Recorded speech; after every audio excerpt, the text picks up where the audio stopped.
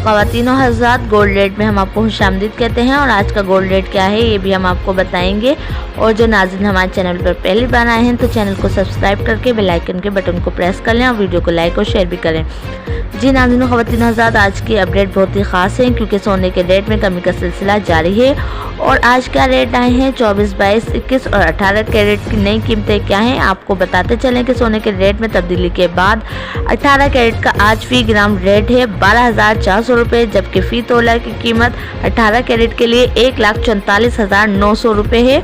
24 carat का फ़ी ग्राम सोने का रेट फ़ी ग्राम 16,500 रुपये, जबकि 24 कैरेट का फ़ी तोला रेट 1,93,100 रुपये है।